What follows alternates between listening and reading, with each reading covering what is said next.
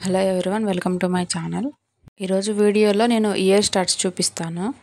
First అయితే 1 ఇంచ్ది MDF base తీసుకోవాలి. దానికి బ్యాక్ సైడ్ నేను ఆల్రెడీ B7000 గ్లూతో ఇయర్ స్టడ్ స్టిక్ చేశాను. అది వీడియో మిస్ అయింది, అందుకని చూపించలేదు. నేను చూపిస్తున్నట్టు B7000 గ్లూ అప్లై చేసుకొని ఇవి 6కి ఐ షేప్ కుందన్స్ ఇట్లా స్టిక్ చేసుకోవాలి. ఫస్ట్ ఒక రౌండ్. మీకు ఇవి పెద్దగా ఉన్నాయంటే 0.75 కూడా దొరుకుతుంది MDF. 0.5 సెంటీమీటర్స్ కూడా ఉంటుంది. ఏది సెట్ అవుతే దాన్ని బట్టి మీరు ప్రిపేర్ చేసుకోవచ్చు. ఇప్పుడు సేమ్ ప్రిపేర్ చేస్తున్నట్టే హెయిర్ బ్యాండ్ కూడా అంతే సేమ్, కాకపోతే బ్యాక్ సైడ్ హెయిర్ బ్యాండ్ అటాచ్డ్తో హెయిర్ బ్యాండ్ని అటాచ్ చేయాలి. ఫస్ట్ అయితే 1 రౌండ్ ఇట్లా స్టిక్ చేసి మనం నీట్గా రౌండ్ వచ్చేటట్టు అడ్జస్ట్ చేసుకోవాలి.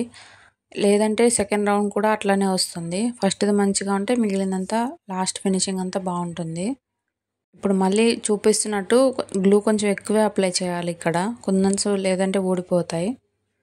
దీనికి ఫ్యాబ్రిక్ గ్లూ అయితే అస్సలు సెట్ అవ్వదు. ఈ B7000 గ్లూ అయితేనే గట్టిగా స్టిక్ అవుతాయి.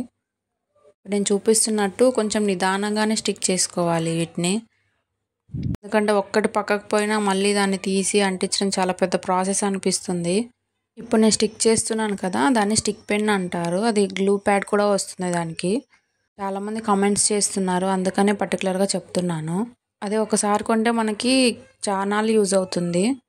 ఇప్పుడు నేను చూపిస్తున్న మొత్తం మెటీరియల్ మన దగ్గర అవైలబుల్గా ఉంది. నేను కింద డిస్క్రిప్షన్లో క్యాటలాగ్ లింక్ ఇస్తాను మెటీరియల్స్ది. మీకు కావాలంటే వెళ్ళి చూడండి. మీకు ప్రైజెస్ ఓకే అంటే డైరెక్ట్ ఆర్డర్ ప్లేస్ చేసుకోవచ్చు. నా ఛానల్ని ఇదే ఫస్ట్ టైం చూస్తే ఖచ్చితంగా సబ్స్క్రైబ్ చేసుకోండి. ఈ వీడియో యూజ్ అయింది అంటే ఖచ్చితంగా ఒక లైక్ చేయండి. నేను చూపిస్తున్నట్టే థర్డ్ రౌండ్ కూడా అంతే. గ్లూ అప్లై చేసుకొని ఇట్లా నీట్గా స్టిక్ చేసుకోవాలి. లాస్ట్లో మళ్ళీ గ్లూ అప్లై చేసి జిర్కోన్ స్టోన్ ఉంటుంది కదా, నేను వైట్ది పెట్టాను. చూడండి చాలా బాగున్నాయి కదా. Thank you for watching.